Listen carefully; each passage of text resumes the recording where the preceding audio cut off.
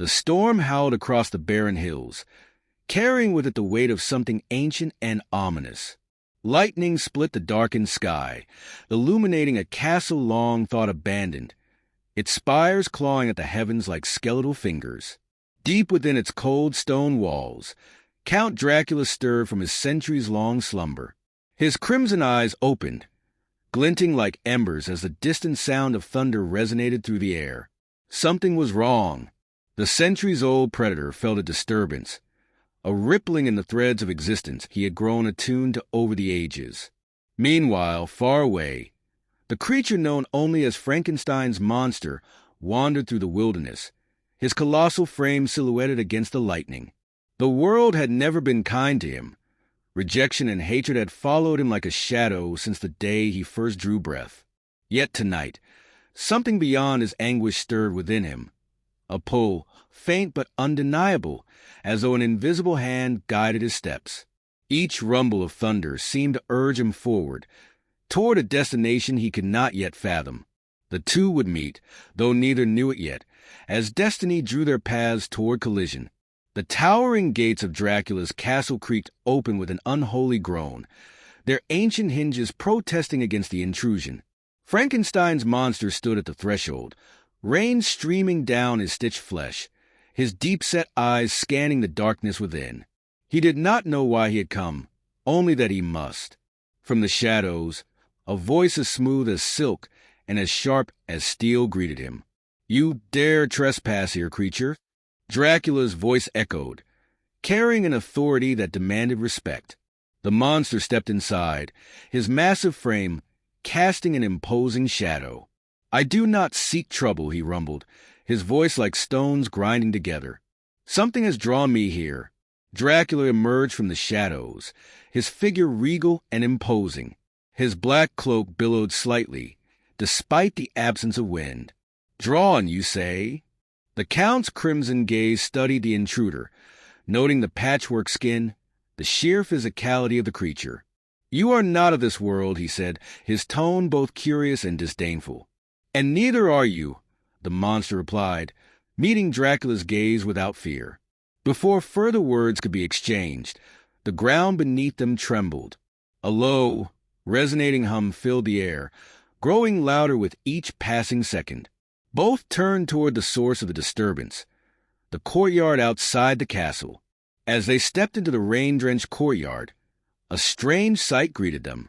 The sky above seemed to ripple unnaturally, as though reality itself were being pulled apart. A fissure of light split the air, jagged and pulsating, casting an eerie glow over the castle grounds. From this rift, shadowy forms began to emerge, their outlines shifting like smoke, their eyes glowing with a malevolent red light. Dracula's lips curled into a snarl, his fangs glinting in the unnatural light. "What sorcery is this?" The monster clenched his fists, the pull that had guided him here now replaced by a sense of foreboding. "I don't know," he said, "but it feels wrong."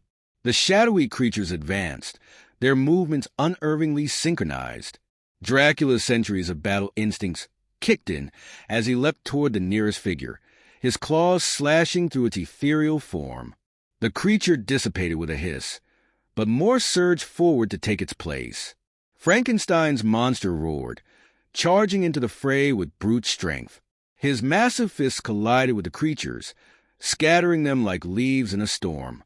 Yet for every foe they defeated, more emerged from the rift, their numbers seemingly endless. "They are not of this world," Dracula observed, his voice calm despite the chaos. "Something or someone is sending them." The monster paused, his chest heaving as he surveyed the battlefield. "Then we stop it at the source," he said, pointing toward the rift. Dracula nodded, his respect for the creature begrudgingly growing. "Agreed." As they fought their way closer to the rift, the air grew colder, and the creatures more aggressive. Dracula used his vampiric speed and agility to dart between enemies, his strikes precise and lethal. The monster relied on his raw power, each punch sending shockwaves through the horde. Finally, they reached the edge of the rift.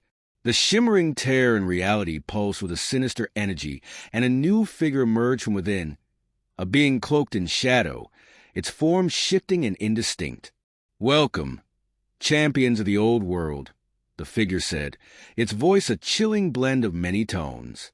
"You have been summoned for a purpose." Dracula narrowed his eyes, his fangs bared. "Speak quickly or face annihilation." The shadowed being chuckled, the sound reverberating unnaturally. "The balance of worlds is collapsing. You, relics of a forgotten age, are my pawns in this grand design. Resist if you must, but know this. Your fates are already sealed." Before Dracula or the monster, the shadowy figure stood motionless at the edge of the rift, its amorphous form exuding an aura of malevolence. Dracula's crimson gaze bore into it, his hands curling into claws. The monster stood beside him, his massive chest rising and falling, his breath audible even over the unnatural hum of the rift. "I have no interest in games," Dracula growled, his voice a low snarl. "Explain yourself." The figure's shifting form seemed to ripple with amusement. "You were both brought here by design, not chance. The fissure you see before you is but the beginning. Your world teeters on the brink of collapse. The forces beyond this rift seek to invade and consume it. You, Count Dracula, the immortal predator, and you, the stitched abomination, are uniquely suited to prevent this calamity." Frankenstein's monster clenched his fists. "Why us? There are others, better suited to fight this." "Because you are both survivors," the figure replied. "You embody the very essence of resilience. You have suffered, been cast out, and endured what others could not. The invaders will test the limits of this world's defenders. Only those who understand pain and adaptation can hope to stand against them." Dracula's expression remained unreadable, though his mind raced. He had seen much in his centuries, but the entity before him was unlike anything he had encountered. "What do you gain from this?" he asked, his tone icy. The figure's voice deepened, its edges sharp as a blade. "Survival, just as you do. The balance between worlds is delicate, and this incursion threatens us all. Should your world fall, my existence too will be forfeit." The monster glanced at Dracula. "Do we trust it?" "No," Dracula replied without hesitation. "But we cannot ignore what stands before us. The danger is real." The pact was formed in silence, an unspoken agreement forged not from trust but necessity.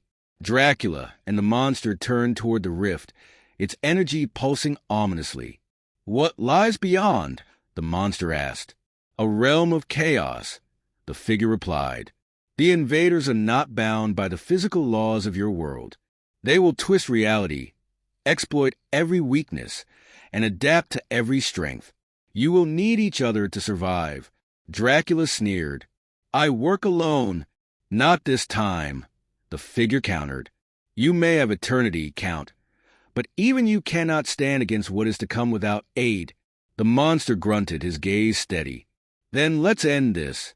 As they stepped through the rift, the world around them dissolved into chaos. The air was thick and oppressive, filled with strange, shifting colors that defied comprehension. The ground beneath their feet seemed alive, pulsating with unnatural energy. Dracula moved with purpose, his predatory instincts guiding him. "Stay close," he said, his tone commanding. The monster followed, his massive stride steady despite the unsettling terrain. He glanced at the shifting horizon, where strange, towering figures loomed. "What are those?" The shadowy figure appeared beside them, its form flickering. "Sentinels, guardians of this realm. They will not permit your presence." As if on cue, one of the towering figures turned toward them. Its body was an amalgamation of metallic and organic components, its glowing eyes locking onto the intruders. With a deafening roar, it began its approach, each step shaking the ground. Dracula reacted first, moving with inhuman speed. He leapt into the air, his claws extending as he struck at the sentinel's chest. Sparks flew as his attack connected, but the creature barely flinched. The monster charged, his massive fist slamming into the sentinel's leg. The blow staggered the creature, and it let out a distorted cry. its limbs flailing in retaliation. The fight was brutal. Every attack met with equal resistance. Dracula's agility and precision complemented the monster's raw strength, and together they managed to bring the sentinel to its knees. The shadowy figure's voice echoed through the chaos. You see now the strength of your adversaries. This is but one. The true threat lies deeper within. As they pressed on, the environment grew more hostile. The air crackled with energy, and the ground shifted beneath their feet. The creatures of the realm grew more numerous, each more grotesque and dangerous than the last. Dracula and the monster fought side by side, their movements becoming more coordinated with each encounter. Despite their differences, a mutual respect began to form, a silent acknowledgement of each other's strength and resolve. During a brief reprieve, Dracula turned to the monster. You are not what I expected. And what did you expect? The monster replied, his tone even. A mindless brute, Dracula admitted. But you are more than that. You have purpose. The monster nodded. I was made to suffer, but I choose to fight for something greater.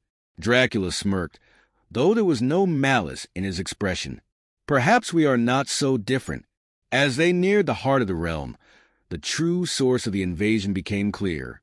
A massive structure loomed in the distance, pulsating with an unnatural light. The shadowy figure reappeared, its tone urgent. That is the core, it said. Destroy it, and the rift will close. But be warned. The guardian of the core is unlike anything you have faced. Dracula's eyes narrowed. Then we shall face it together. The monster cracked his knuckles, his resolve unshaken. Let's finish this. The core's guardian emerged as they approached, a colossal, multi-limbed monstrosity that seemed to shift and grow with each passing second. Its roar shook the very fabric of the realm, and its glowing eyes burned with a malevolent intelligence. The battle was unlike anything they had experienced. The guardian moved with unnatural speed, its attacks relentless and devastating. Dracula's agility and the monster's strength were pushed to their limits as they fought to weaken the creature. The shadowy figure provided guidance, its voice echoing in their minds. Strike the core at its center. It is vulnerable there. Dracula and the monster coordinated their efforts, each attack aimed at the guardian's weak points. The battle was long and grueling, but their combined strength proved formidable.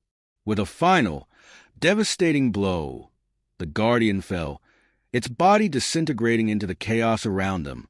Dracula and the monster stood before the core, their forms battered but unbroken. Without hesitation, they struck together, shattering the core and unleashing a surge of energy that consumed the realm.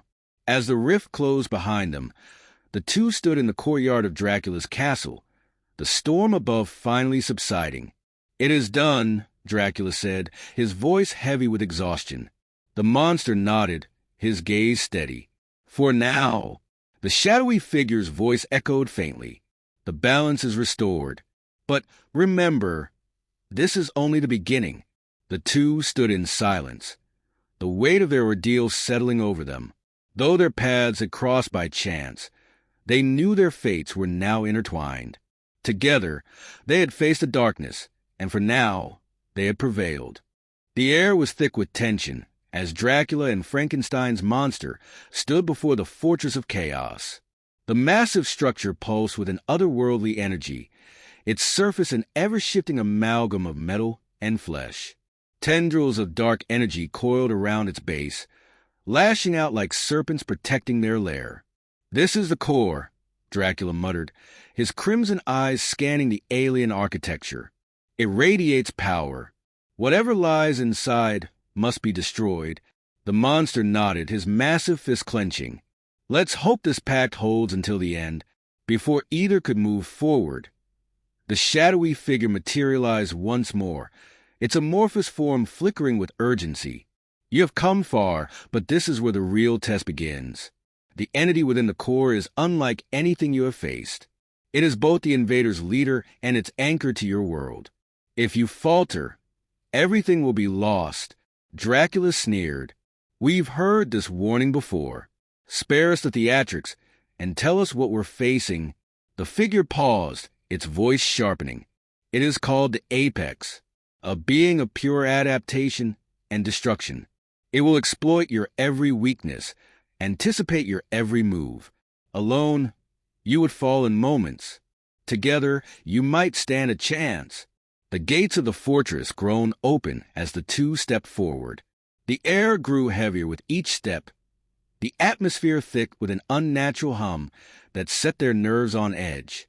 The corridors inside were labyrinthine, shifting as if alive, the walls writhing with veins of dark energy. "We're being watched," the monster rumbled, his voice low.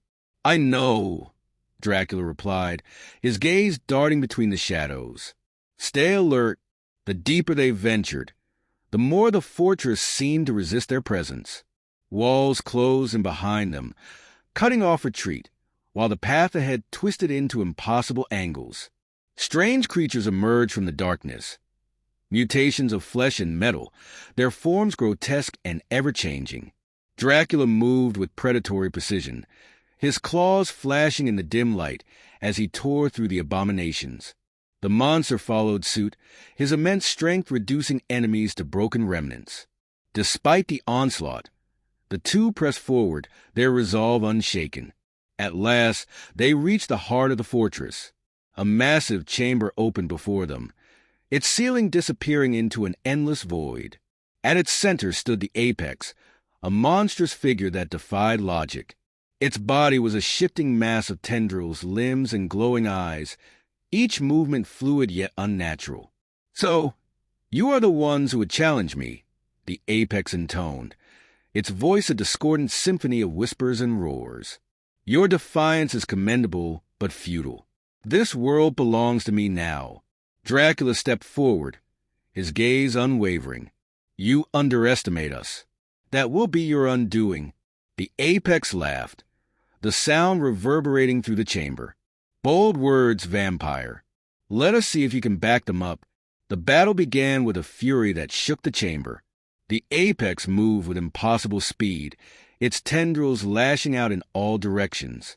Dracula darted through the chaos, his inhuman agility allowing him to avoid the worst of the attacks.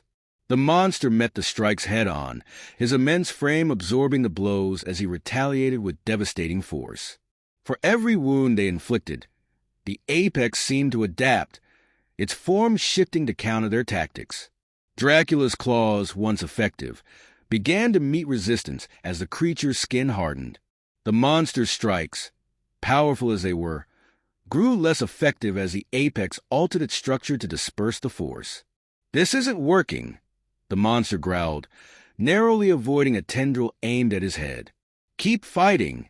Dracula snapped, his mind racing. "It's learning, but it's not invincible. We need to find its core." The shadowy figure's voice echoed in their minds. "The Apex's core is its only vulnerability. Strike there, and you will weaken it." "Easier said than done," the monster shouted, dodging another attack. The two adjusted their strategy, working together to create openings. Dracula distracted the Apex with rapid, unpredictable movements, drawing its attacks away from the monster. Meanwhile, the monster focused on brute force, breaking through the creature's defenses to expose its core, a pulsating mass of light buried within its shifting body. At last, Dracula saw his chance. With a burst of speed, he darted toward the exposed core, his claws aimed for the kill. The Apex, however, was faster. A tendril lashed out, catching Dracula midair and slamming him to the ground. The monster roared in fury, his fists pounding into the Apex with renewed vigor. The distraction was enough for Dracula to recover, and the vampire leapt back into the fray, his movements more ferocious than ever. The battle raged on, the chamber trembling with the force of their struggle. Slowly but surely, the Apex began to weaken. Its movements grew less fluid, its form less stable. "You cannot win," it hissed, its voice filled with rage and desperation. "Even if you destroy me, others will come. Your world is doomed." "We'll see about that," Dracula replied, his tone icy. With a final coordinated strike, the two drove their combined power into the Apex's core. The creature let out a deafening scream as its body convulsed, the light within it growing brighter and brighter until it consumed the entire chamber. When the light faded, Dracula and the monster found themselves back in the ruins of the castle. The rift was gone, the storm above dissipating into clear skies. "It's over," the monster said, his voice heavy with exhaustion.